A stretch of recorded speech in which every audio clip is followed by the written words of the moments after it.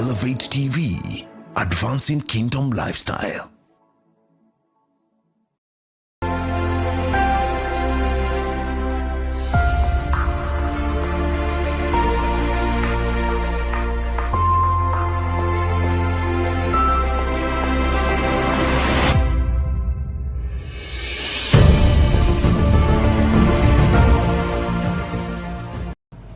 Yes, welcome to Man Unveiled. This is Man Unveiled Wednesday. We are always happy to have you around, and we have always kept our promise that on Man Unveiled we come here to encourage men. We come to build men.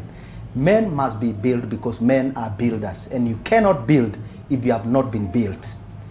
I'm so grateful. I'm your host, Joe Wisdom, and as always, it takes a man to get the best out of another man. We are sorry that we are not able to broadcast our show last Wednesday, but at least those who are on air were able also to enjoy our previous episodes. But today we are revisiting. And as I had promised, the apostle himself is in the house. Apostle Fred Munyao himself. We are so grateful to have him. He has been here before, and I felt that we needed to hear his story in details, because they say God is in the details. You know what I don't want to say. God is in the details. When you follow men and their stories, sometimes you don't want to just see and judge people from the surface. We want to know, where are they coming from? What are the battles that they have fought? He is a family man, he is a minister of the gospel, and he is also an entrepreneur. We'll have all this on this show. Please write to another man. Let another man know that something great is happening right here on Elevate. We are live on social media, all our social media handles. You can check Elevate TV, you can check on YouTube and Facebook, and you can feel free to share this broadcast because it will encourage the man next door, if not next to you. Apostle Fred. Thank you, sir. Karibu sana. Thank you, sir. Good to have you. Good to see you again. Yes, and sir. also to have you again. Yes, sir. And to be here, it's a privilege. Oh, yes. And a blessing. I want you to reach out to those who are at home. Yes. And most importantly, say yes, hi sir. to Mama Boys herself. Thank you so much, our viewers, wherever you are tuned in from. And my name is Apostle Fred, and we are grateful that you found time to be with us. I say hi to Pastor Caro and the boys at home. They assured me they are going to be watching. And so, God bless you. I also say hi to Bishop Githinji and Pastor Sally. We have been with them on set here. And let's do this thing together today in Jesus' name. Wow, thank you. My shout out to Bishop himself, Bishop Githinji, Joseph Githinji. You know, he is my namesake. Yes. Joseph. Yes, Joseph. Joe is Joseph, in fact. Yes, yes. And Pastor Sally, who have been a great blessing to us. And we want to appreciate the Hillside family, and also the CCMI family, because they are the arsonists. They are the arsonists in this show. And I know that today they are set. So my desire to have you on set was because of some few things you mentioned. Yeah. And I felt like I need to interrogate. I need to know this man deeper. Mm-hmm. Nowadays they say deeper papa. Yes. So yes, yes. So we want to know who is Apostle Fred. Yeah. And before the apostle was the apostle. Yes. Where did he grow from? How was his upbringing? Because the way you speak, man of God, yes. I have not seen a fearless man. Even on the social media, you confront the giants. Yeah. I maybe would be interested to know, where is this courage coming? Why are you raised like that? Thank you so much, Apostle, for giving me that opportunity. I was born and raised in the village, yes. In a village somewhere in Kalama in Machakos County. And I was the fourth born in a family of 6, which later became a family of 9.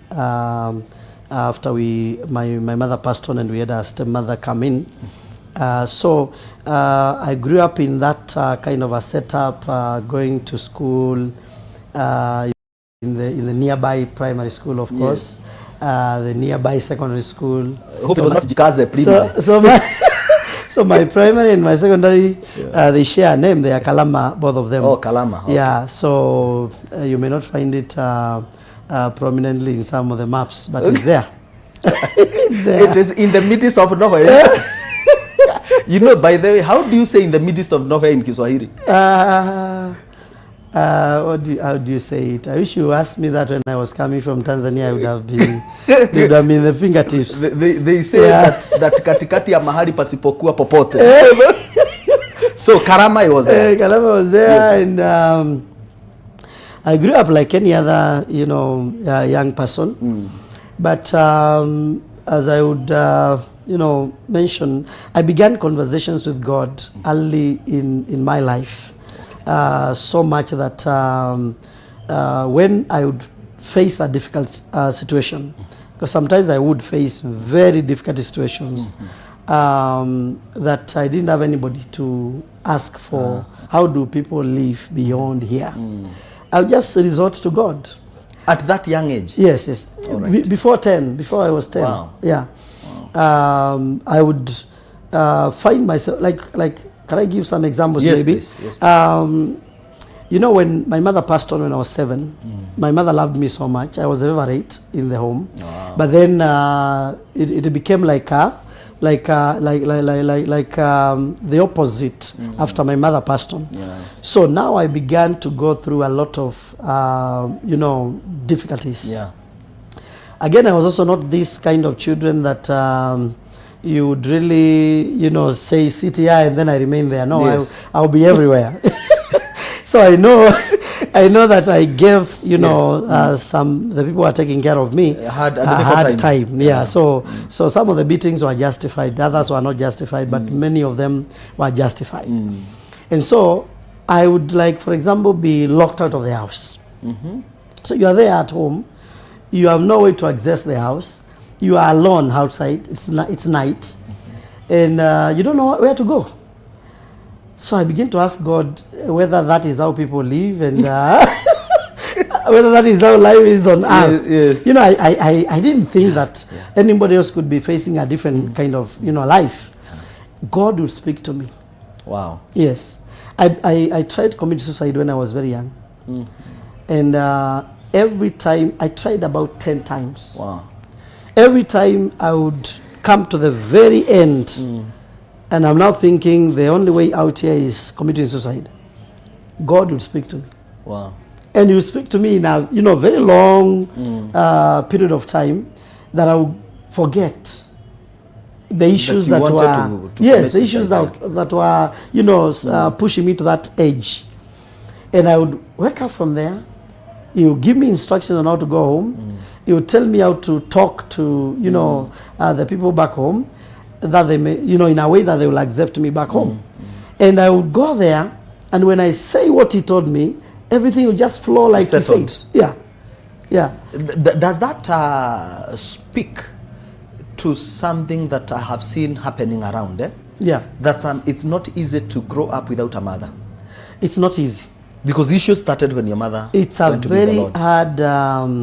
It's a very hard life to be able to figure out life without a mother. Without a father, somehow you may be able to figure out. To navigate around. Without a mother is very difficult because you don't have a very close person that you can be able to. There is a way that mothers understand their children, even before they speak. I see it with my wife. There's a way she would understand our boys before I could even figure out that there's a problem. There's a way that they connect with the children. Wow. But again, also for the orphan, the worst thing that you can offer to them is a pity party. Wow. Yeah. Orphans are helped by people that don't pity them. Yes. They are never helped by the people that feel like, sympathize now, with them. Yes. So anytime that you try to nurture somebody who doesn't have either one of the parents or both parents, and you only offer them the feeling like I understand you, you never help them. Okay. No, they not get out of the cocoon. Oh, I get you. So they are already in a cocoon. And they need to understand you are on the earth, sharing the sun with everybody else, sharing the same God. Opportunities. So that they can now be able to coil out. Yes, from that disadvantaged place. Yes. And face life. Wow. And those who do that, they become better. Wow, I had not seen that way. Yes. Wow, that's powerful. So when you try to pity them, feel like you can show them empathy, but you cannot cripple them. By showing them like they are disadvantaged. No. There are people that were born, even in scripture, and they lived without their parents. Look at the time that Joseph left the parents. The mother was already gone, you know, and Joseph left the parents, and he went on to become the savior of all the others. So if you find any, he had nobody to pity him. No. In Egypt. Yes. In fact, he was subjected to hard labor. Exactly. Yes. And that's how he managed. Yes. It was even harder. Even David. Yeah. So sometimes it is actually working together for good to produce the best out of. Sometimes we really kill them because we feel like our help, trying to make it easier for them, is like we are helping. No. Wow. Yeah. Wow. Sometimes we stop them from becoming what God intended for them to become. So where are we now? Now, we are still growing up. And you are now talking to God at that young age. You could have dialogues with God. And you could ask God questions. How is it that life is hard on me? Now, going to school. Now, you the same Kalama. Karama Primary. Karama Secondary. How you ready to go in Karama Primary? Will you graduate to Karama Secondary? Yes, I will. And I grew up, let me pick it from class 6. Yes. Because I think the other one is just the normal growth. But when I was in class 4, I decided that I don't need to work hard. I can just guess everything. Okay. So I decided to guess one exam. And I guessed everything, literally everything. I would not spend. That was the ABC. Yes, the ABC. Okay. I wouldn't spend like 5 minutes in the exam room. You are done. I would just guess everything and submit the paper. That exam woke me up because I waited for my name to be called until I got tired. I was actually number 2 from the end. From the other side, and I was used to number 1, 5. You know. So that exam triggered something in me. I realized I have to do something if I will get anything. Wow. So in class 5, I began to improve. In class 6, I was number 17, the first exam. Wow. Then we went to Sunday school and we were taught that God can actually hear prayer and answer prayer. Wow. So I went back home and I told God, we were told that you can actually hear prayer. I have one prayer, very difficult prayer. I want to see whether it is true you can hear and answer prayer. So I went and I sat on my bed. But I remembered in our church, we didn't have the culture of kneeling down. But I said, I see it in the Bible. Daniel knelt down. So why should I not kneel down when it is in the Bible? Even if it is not in our church, in the culture of our church, I can kneel down because it is in the Bible. So I knelt down and I told God, you gave wisdom to Solomon. And he was the wisest man. I want you to give me wisdom. Wow. And I don't believe that you love Solomon more than you love me. I believe you love us the same way. Wow. So I want you to give me wisdom. Even if you locked that nobody else should have the wisdom of Solomon. But actually later, when I went through scripture, I realized it's not true. God didn't lock the level of wisdom that he gave to Solomon, because Jesus said, something better than Solomon is here. Yes, when we're talking about the Queen of Sheba and all exactly. that. Yes. And we have the mind of Christ, who is wiser than Solomon. Who is the wisdom and the power of God. Exactly. So many people think Solomon is no, Solomon is no, not the epitome. Yeah, it's not the epitome. Christ is still above there. And so I asked him, give me number 1. Wow. And I gave him the reason why I should be number 1. I said, in the entire class, there is no other child who has asked you for the wisdom of Solomon. You are negotiating with God. Yes. So if Solomon was in class, I would accept it. You must be a good salesman. I I would accept to be number 2. But if Solomon is not in class, I want to be number 1. And I will believe that you really hear prayer and answer prayer. Guess what? The next exam, I was number 1. Wow. From number 17, I was number 1. That particular exam, the counselor, the MCAs then were counselors, had promised, so there was a lot of competition in that particular exam because the counselor had promised that every number 1 from 5 schools, number 1 to class 1 to 8, every number 1 from 5 schools is going to bring them to this city for a tour of the city. Nairobi City. Wow. All the way from Machakos. I had never been to Nairobi. In the village. Whoa. The interiors of the interior. Yes. Okay. I had never been to the city before. And so, I didn't even hear that there was a competition. But all my friends knew that that particular exam was so important. So, after I got number 1, they all came to me. And they were like, now you are very happy you are going to be taken to where? Now, somebody had to narrate to me what the counselor had said. Yes. And the time came, and we were supposed to come to the city for a tour. You know, that morning, I was the only one on bare feet out of 40 pupils. Even shoes is a problem. I didn't have a shoe. And it's not that people didn't have shoes. It was masaibu ya familia, you know.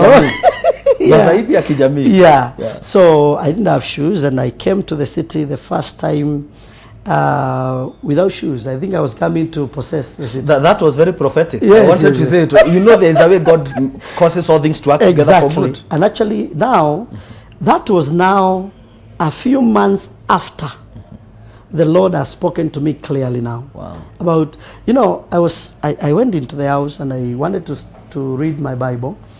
Then I hear a voice. For the first time, I understand it is the voice of God. Wow. All these other times he was talking to me, I didn't understand it was the voice of God. But he was talking to me and, you know, telling me some things I didn't understand. But that particular time, I hear a voice. Wow. And God tells me, how do you see it being a pastor? I say, I can't be a pastor. And he asked me why. I said, because... You are in what class? I'm in class 6. I'm 12. I'm 12 years of age. You have already started having encounters? Yes. So I tell him I can't be a pastor. And then he asked me why. I said, pastors, I have 3 reasons why I can't be a pastor. Pastors are very poor. And I don't want to be poor. You had seen it in the village? At 12, I knew pastors were poor. God help pastors. Number 2, I said even if they were poor, but at least hear their prayers. If they ask you for rain, let there be rain. At least their poverty will be explainable, that they are poor, but when they pray, God hears. But now they are poor, they pray, you don't hear.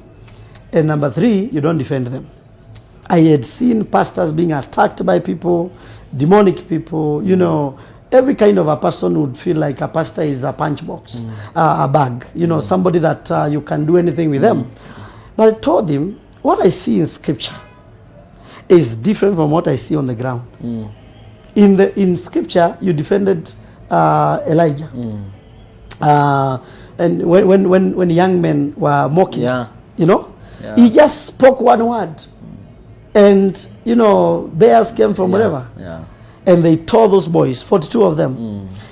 When Elijah prayed, God answered the prayer and gave rain.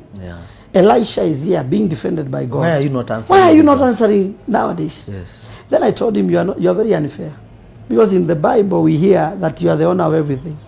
How can your children... Thank God for your Sunday school teacher. Your Sunday school teacher did a good job. So how can your children be the owners of nothing when you are the one who owns everything?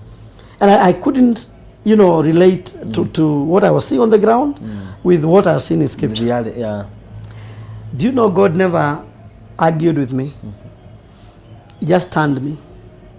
I was turned without my volition.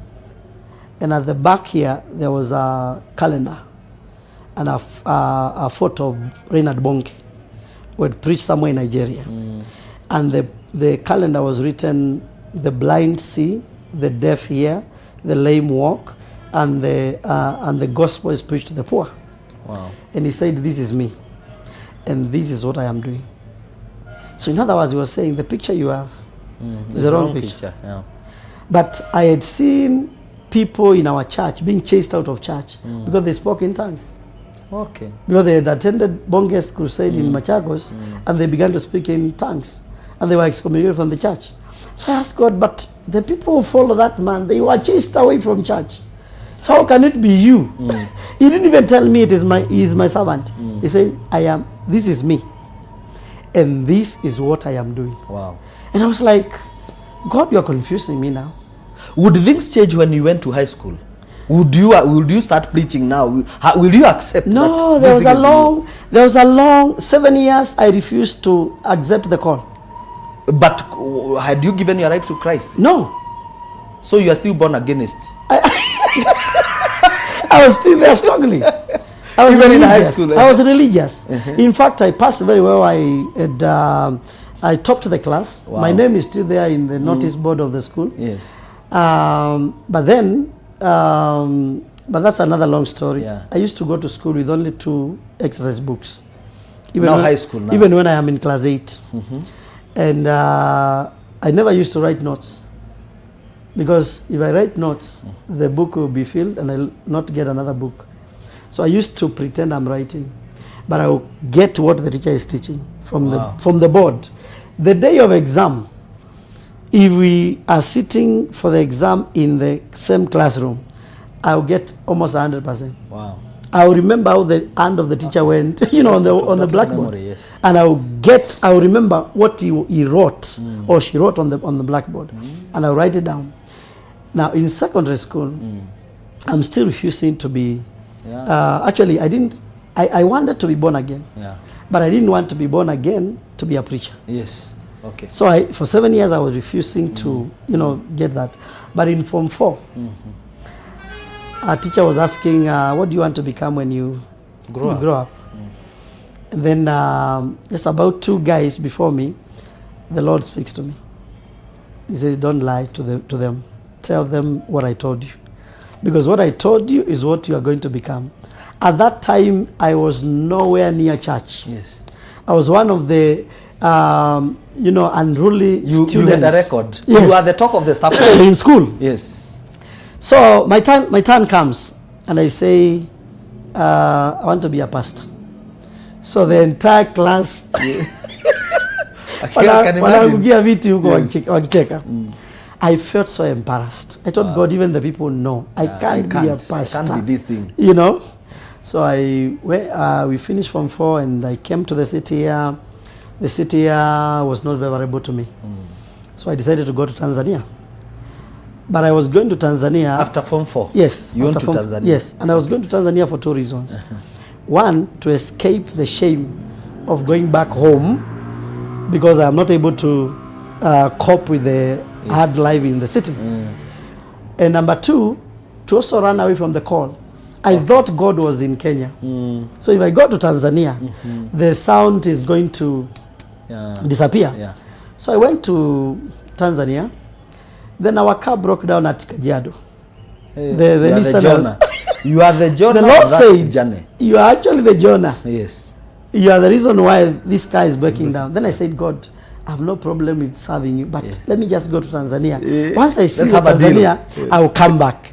But in my heart, I'm saying, if you allow it, I will never serve you again. I'll just have escaped completely. So God, He knows our minds and He lets us go. Yeah. And we didn't have any other breakdown. We went to Arusha, then to Moshi. And I went into the villages. It is called actually Moshi Vijijini district. So I went there. And I was there for about 9 months. In that place, but I didn't tell you that my mother was bewitched. Hey. So she had an argument with one of our neighbors.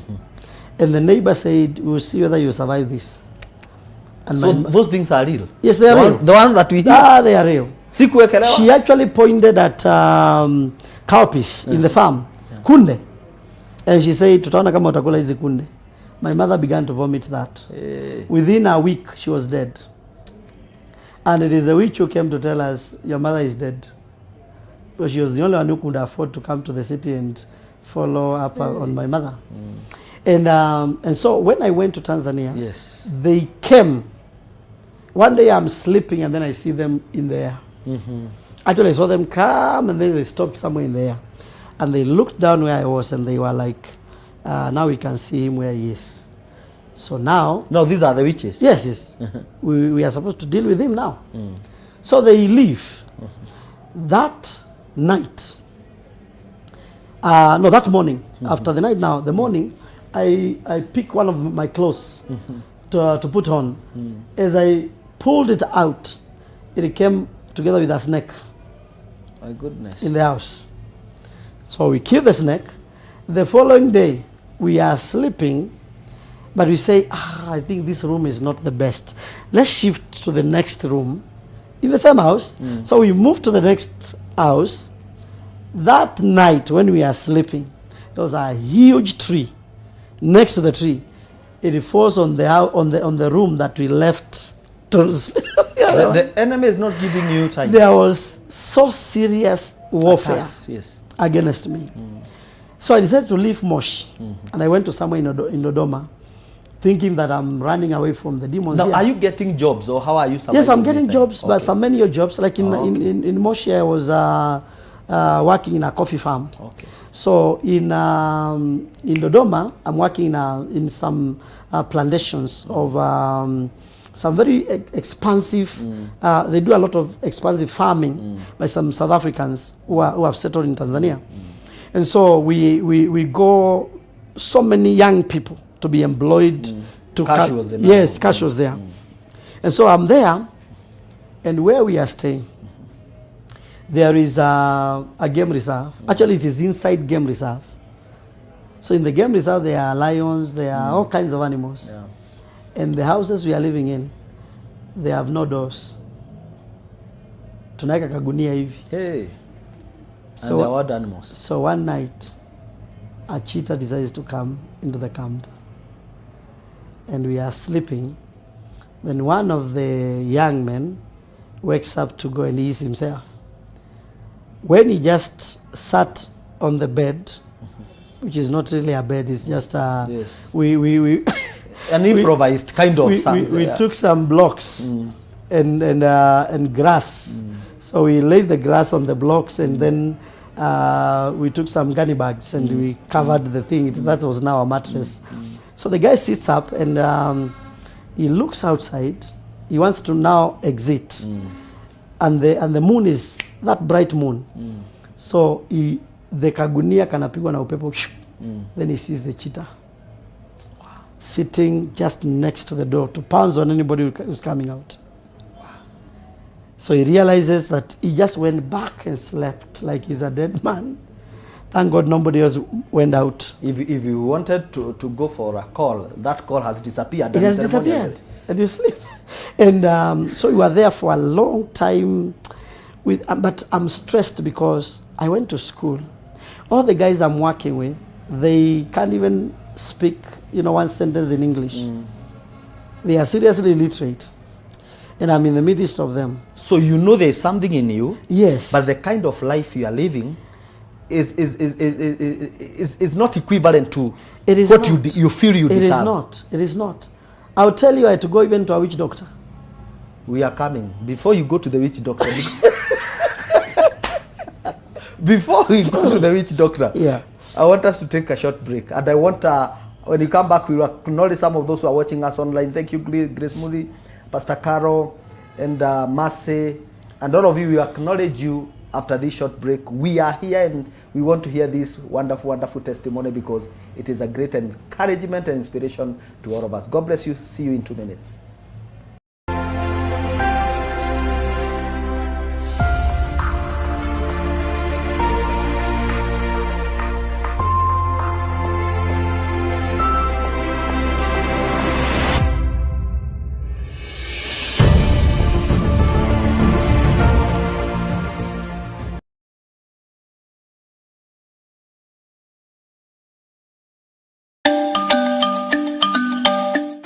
anytime, anywhere. Access inspiration that never switches off. Stuck in traffic? Elevate your mood and own the moment. Just looking busy? Make every second count. Tap into kingdom content instead. One tap, instant power, real transformation. Download the Elevate TV app now. Exclusively on Google Play.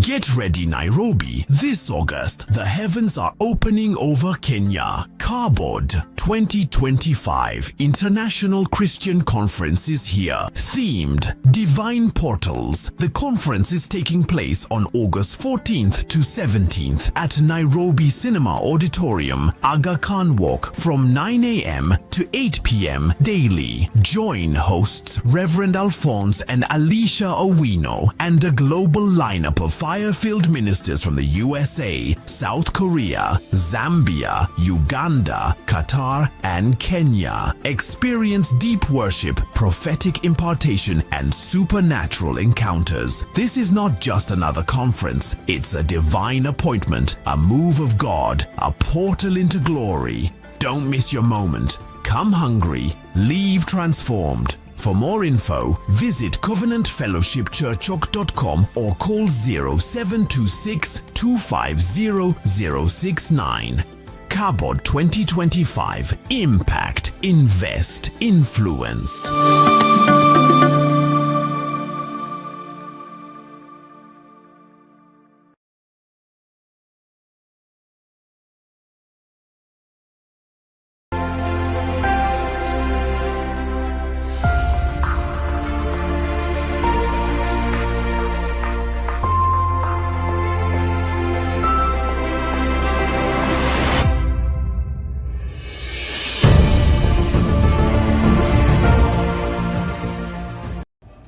Yes, welcome back to Man Unveiled. We are right here at the city center. And tonight is a wonderful, wonderful night. We are looking at the story and the testimony of the apostle himself, Apostle Fred Munyao, who is a great encouragement to us. He has been a blessing to us here before, and we felt we needed to hear his story. You know, we are used to seeing people doing well in the marketplace, you know, and we admire them. We like what they are doing. But when it comes to hearing their story, they will tell us, I went to school without shoes. I slept hungry. In fact, I was at Chokora in Nairobi. And right now, when you look at where they are, they are living in the best, they are driving the best, and they tell you the rest is history. We want that history. You cannot show us pressure and leave us under pressure. And Apostle, we appreciate that you are generous with this information. Thank you. And just allowing us look at your life and just see some of the things we can learn. Yes. Because there are pastors there, there are young men who are watching us. Yeah. And they are fighting these battles of life. And they want to know, how is it? How did you break through? Yes. How did you manage these transitions? Yes, yes. And we want to visit the witch doctor now. Because now life is becoming difficult. Yeah, yeah. You feel confused. You don't understand where you stand. Yes. And I think I should talk to the young people. Yes. Because these talks of witch doctors, Yes. they came from, it's just like the Illuminati today. Yes.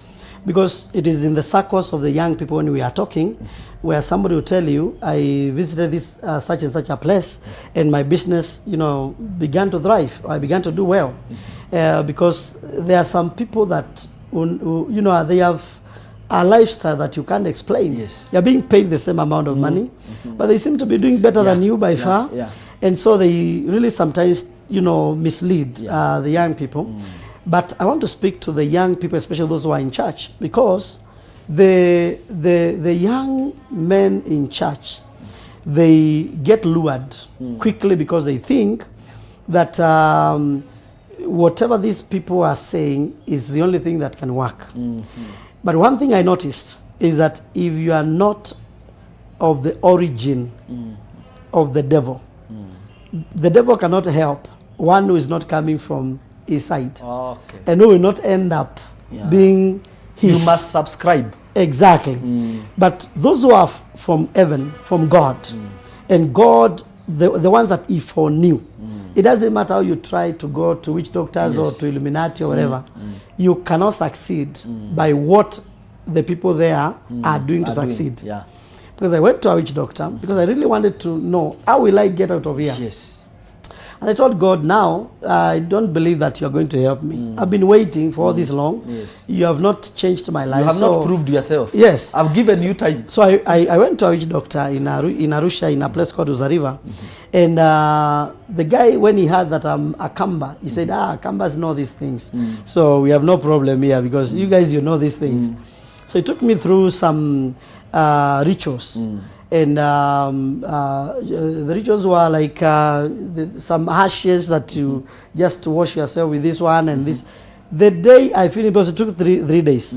The day I finished. They prescribe. Yes. The day I finished, washing myself with those stuff, everything fell apart. On that day. Don't try that at home. On that day, nobody bought from my small business that I had begun. I was hawking in Arusha town. No one person bought from me. Previously, I would sell. Yeah. That day, not even one single person who even asked me, how much are you selling this one? Nobody. In the evening, somebody came and conned me of everything. The stuff and the money. This kingdom is not working for you. And now. the guy just walked majestically away. As he walked, I decided to run after him. Then the guy began to say that I'm a thief, and people are ready to stone you. Yes, mob justice. Yes. So I ran back, running for my life. And the following day, I came into the city to now look for a job. I arrived in the city at around 7 a.m. I was arrested. Hey. And I was taken to Central Police Arusha. We were kept there doing a lot of work there the whole day. So in the evening, I decided now it's time to die. I thought, God, you never helped me. I went to a witch doctor. You are now here, still making it hard for me. I threw myself before a speeding Nissan Matatu, and it missed me. You wanted to commit suicide? I timed a second one, and I jumped on the road. That second one, up to now, I don't know what happened. That never knocked me down. But I heard the voice again, and God said, if you tried that time, you'll be knocked down, but you'll not die. But what I have purposed, you must do. I hear people saying, God doesn't force people. I say they don't know him. Yes, God. He's not democratic. God.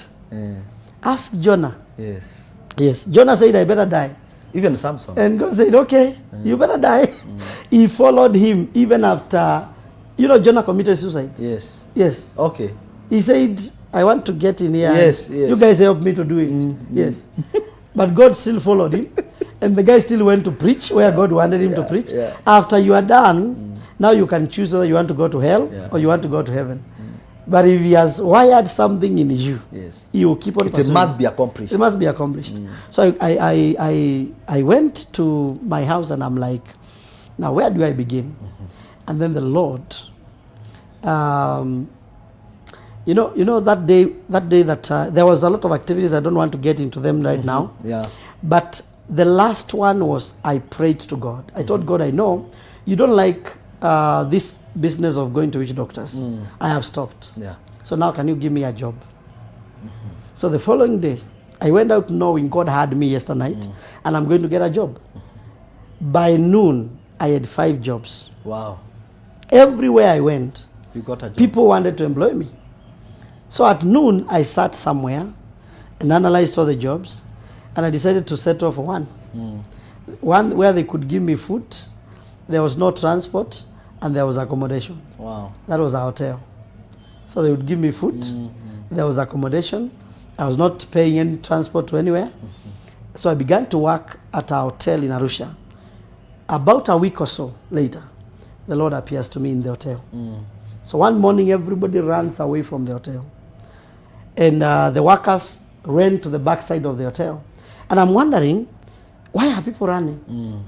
Then suddenly... What is this they see and you can't... Then suddenly 2 guys walking into the hotel. One of them is somebody I know. He's a guy who used to sell charcoal to us in the hotel. but he was born again. So he come in, and he's holding a newspaper. But the newspaper is a newspaper from Kenya. It is written in English. I know this guy doesn't understand anything to do with English. But what's happening? And the other guy is, smoking a cigarette. So they come in, and I used to smoke then. So I wanted the cigarette. So I came and gave them company on the table where they sat down. I don't know whatever they asked me to bring, to offer them. And I sat there because I wanted the cigarette. And then we began to talk. And as we were talking, we found a place in that newspaper written, Israelites and Palestinians are in conflict. So we asked ourselves why. So as we were talking, we went back to the Bible, which is not there, but from a newspaper, we went back to the history of the Bible. And the narration of, how Jacob became Israel and, Why did the people disappear? No, all the other people from the hotel, when the ones who went out, they went out completely. What did they see? I didn't understand by that time, but I understood later because we talked with these guys for about 2 hours.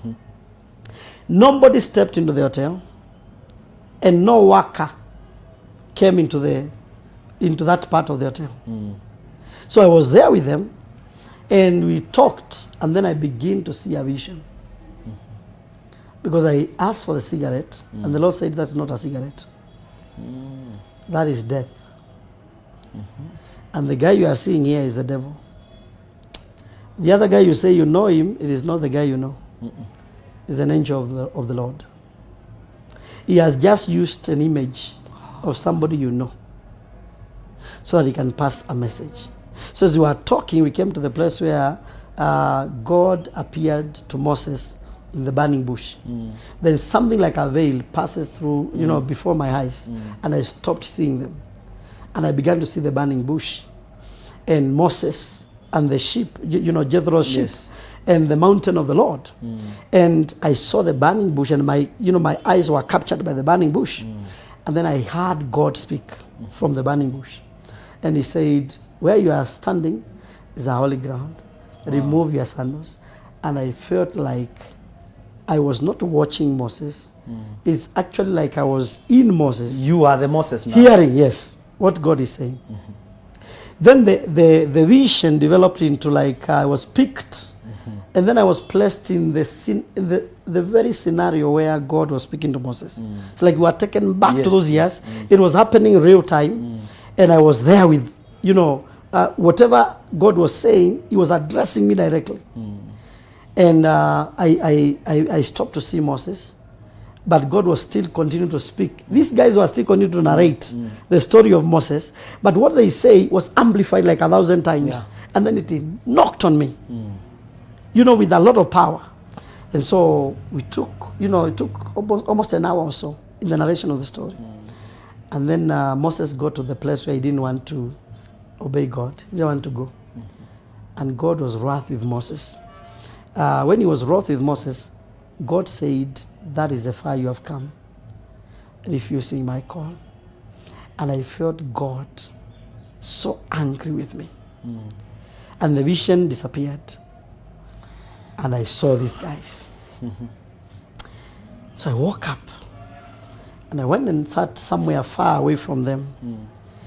But then I was tapped by an angel of God. Actually, I was tapped, and I looked around, there was nobody. And I was meant to know. It was the angel of the Lord. Then I saw above these two guys, there was something like the mirage you see on the tarmac when it's very hot. Then you can see something like a watery sight ahead. When you get there, there's nothing. It's just a mirage. So I saw that on top of their heads. I wiped my eyes to see clearly. It was still there. Then the thing lifted up and filled the entire room. It was so tangible. I felt like I'm immersed into a certain presence. I knew it is the presence of God. But then I'm refusing to obey what God is telling me. I saw this image like a shadow of a man. And, it pulled itself together into an image, a very dark image. And it stood somewhere in the ceiling. Then it descended on me. And it went straight inside and got hold of my heart and squeezed it to somewhere near death. I knew I'm dying. Must obey. Then it disappeared. When I was just about to think, what is that? What is happening? What was that? It came again a second time. And I was squeezed again. The third time I knew if it comes again, I actually die. So I ran, literally running, into the back side of the hotel in my room. And I couldn't walk from the door to the bedside because I thought I would die somewhere there. In between, yeah. And I wanted to pray. I thought, God, I know you are serious, you want to kill me. But I should not die now. I need 2 days. The first one, I get saved. The second one, let me die. I have no problem with dying. But I should not die to go to hell. Refusing to serve. Yes. I prayed, and the Lord let me, I felt the Lord, actually I led myself into a repentance prayer. And then I was released. So I went back into the hotel, and it's like everybody knew that something had happened with me. I don't know how they knew. And I began to work, and I thought we'll continue the life as normal, but I knew I have only 2 days. The guys were not there. Will you give your life to Christ the next There day? is nobody to pray for me now. You can declare yourself. I had tried. Okay. But you need to make a confession before many witnesses. That's what the Bible says. But I was wondering, the first day is gone. Now I'm on the second day, the day of death. And there is nobody to lead me to the Lord. I was working for a Muslim. So I knew there's nobody to lead me to the Lord in the company that I had. But then the third day came, the fourth day came, about a week or so. That guy came. When he came to the hotel. The Chaco guy. Yes, the Chaco guy. So when he came, I was very excited. I even bought him tea. And, breakfast, full breakfast. And very excited. And I told him, now, that day when you came here with the other guy, this is what the Lord did to, because the Lord opened my eyes that day. I saw heaven that day. I closed my eyes and I saw hell. It's a long story. I've written a book on it. Wow. A book called The Divine Encounter. So I tried to narrate the story to this guy. I tell him, Jesus appeared to me that day and I saw hell. And as I was talking, the guy woke up and he walked out. I tried to talk to him and he began to walk away. I tried to follow him, he ran. When he ran, I stood, I was shocked. Then I asked him, why are you running? He said, no, let me call my pastor. I have never been with you in such kind of a story. So let me call my pastor. You tell him that story. He knows what to do with people who talk that way. He left the tea I had bought him. And he ran away, and after a few hours he came back with the pastor. I tried to narrate the story to the pastor. Hey, the pastor was scared. He said, okay, this is our workplace, you just go. Later is when the Lord tells me it was not him who came that day. Okay. I used his image because I wanted you to, to hear me in an environment that you are not scared of. Wow. So the guy was not even the one who came that day. So will the pastor pray for you now? The pastor didn't pray for me. And I tried to tell him, please, pastor, just pray for me. I want to get saved. He said, no, you will come to church on Sunday. Hey. Pastors, please. So that day, this matter is urgent. I tell you, I wanted even a little kid could have prayed for me. I told the pastor, I have the faith, just pray for me. He said, no, just come to church on Sunday. Did you go to church? That Sunday, I went out. The pastor promised to send somebody to come and pick me, to take me to church. Yes. The pastor never came. So that morning I prayed, I said, God, you can lead me to a church that you want me to go to. So I prayed and I woke up. After the prayer, I knew God has heard me. I walked out of the hotel. About 7 meters or so, the heavens opened up. And my eyes coiled inside. I stopped seeing anything. In the street, I stopped seeing anything. My eyes coiled inside. I began to see another set of a sky. In that set of a sky, something like a line was drawn to some place, and then it stopped, you know, the line stopped somewhere, and then it began to part. Something like a doorway was opened, and I saw a small item being lowered, which was very glorious, surrounded by something like rainbow that was on fire, and, you know, going around the image. When it came closer, I noticed it was a small church in a place called Unga Limited. In Unga Limited is Unga Limited, but in Swahili they call it. In Arusha they call it Unga Limited. So I knew it is a church I saw there, a very dilapidated building, very small in size, but in the spirit it was very glorious, very glorious. So you go there. It came down, and I began to run towards that, because after it entered into my head, the hole in the heavens began to close up. When it closed, my head also closed up, and my eyes began to see again. So I rushed to the church. I went into church. You know, I had been, you know, for a long time I had never been to church. So I ran into the church. Nikashtua watu kabisa. I just jumped into the church, pop! And everybody was like, what is happening? And I called one guy, I told him, I want to get saved now. So they actually stopped the service. They prayed for me. Okay. Wow. Those ones were better than the other guy. Yes. They stopped the service. The other one wanted a member. Yes. For the church, not for the And they stopped the service. They prayed for me. And I got saved.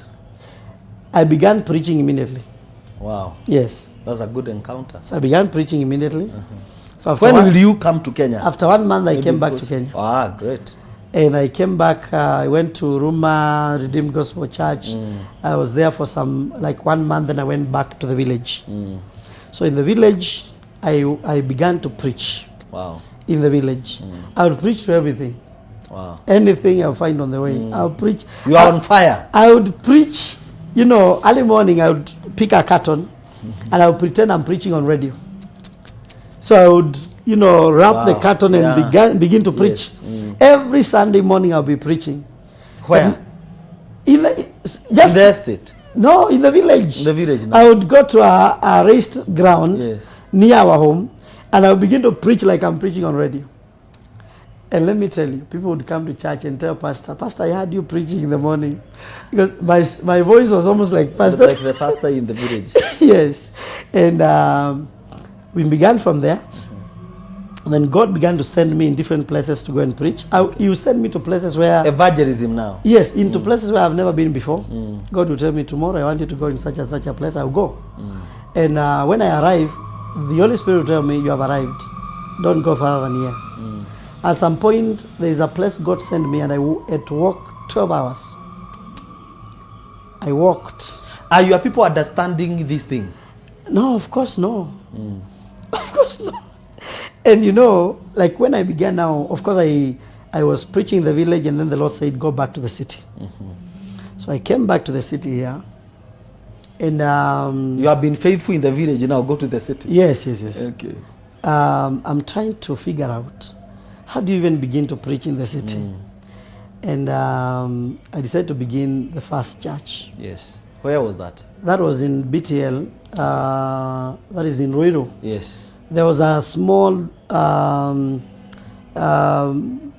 what do you call that? Like a, you can't even call it a slum. It was some... Just like a small village. Yes. And in that was actually the real in the middle of nowhere. Yes. It is where Tatu City Gate is now. Oh. Okay. Right opposite. That's where I began the church. But when I was beginning the church, God was telling me to begin the church in Kawa West. But I said, no, my bishop is in Kawa West. How can I begin the church here? Who was your bishop then? He's late. The bishop that we were working under that time is late. It was Bishop Mutinda. Okay. Who was actually now the bishop to my spiritual father today. Okay. Yeah. So I said, I can't begin the church here because my bishop is here. Then God said, no, you have to begin the church here. I said, God, I can't. I can't. There's no way. You know, a spiritual father is not like just a spiritual authority. Yeah. A spiritual authority you can defy and get another authority. A spiritual father is very different from a spiritual authority. And so I decided I'm not going there. Then the Lord said, I've deployed you just as I've deployed the people that you are fearing. So I am the one who is commanding you to do this. But then I still went and began the church there. And after a few months, I closed down the first church. When I came back to Kawa West, I began the second church. I closed it down. I began a third church. That time you are still single? I'm still single. No, the first church is when I was single. Okay, now you got I married. got married when I was still struggling with that first church. Yes. That's when I got married. That's when now... Then Pastor Garo comes in. Yes. Then, so we closed the church, the first church together. And the second church, we were unable to run. We closed it down. What were the challenges? Membership? No, you know, or rent? Church has a lot of challenges. Because there is a pastor watching us right now and he has closed two. Let them not stop there. All right. If God says they begin again, let them begin again. Because rent is an issue. And also sometimes you may even have the rent, but there is an inner peace that as a man of God, you feel you don't have it. Yeah. And what you are doing, you feel that God is not backing you up. And it's not because he doesn't back up people, but for this particular work, he is not backing you up. You are alone. You are on your own. But it's still part of the training. Yeah. It's still part of the training. So I closed the second church. Then we begin a third church. It grows very fast. The third church grew very fast. Within months, we had many members, and we had a church was growing very fast. And it was that time I now got an opportunity to preach in Biblia Usema, you know, in other stations, on TV and on radio actually. Radio, yes. Then something happened. We closed the third church. We couldn't continue with it. Actually, that church, it was very funny because the assistant bishop then decided this church is growing very fast. I want it. So he had more muscles than us, so we had to let him have it. But the moment we surrendered it to him, actually they closed down the first Sunday. The first Sunday that we said, okay, have it, they closed it down. And they came back to the city where the main bishop was. So the third church now is closed down. We begin another church. You had the grace. That's the apostolic calling. In Zimmerman. All the churches I will hear God is telling me to begin. Yes. All of them. Because you know, even Samuel is hearing God talk, but he's thinking it is Eli who is speaking. So to master God's voice is not as easy as, you know, sometimes you think we have heard him, but we have not heard him. And it's still good because it will lead you to hearing him well. Sometimes you have heard him, but again, he still wants you to cross it. Exactly, and he's growing you also. It's just like the way people will be told, march forward, and then the same person who told them to march forward will tell them about turn. Yes. And you have to obey. And they look foolish, but they are wise in the eyes of the person who is commanding. Yes. Yeah. To the person who is commanding, they are now the best. If they can be told march forward and then about and they go back the same, you know. But to the masses, the masses are foolish. You're confused. And so that church will begin in Zimmerman. The church is doing very well. Wow. But we have members, new members every Sunday. So that time now I'm consistent on radio. And we have the members the people who had me that week, they are the ones who will come to church. But when they come to church, the ones who came last week are not there. Okay. So these guys will think, so you are alone here. They will never come back again. Then the following week we'll have new people.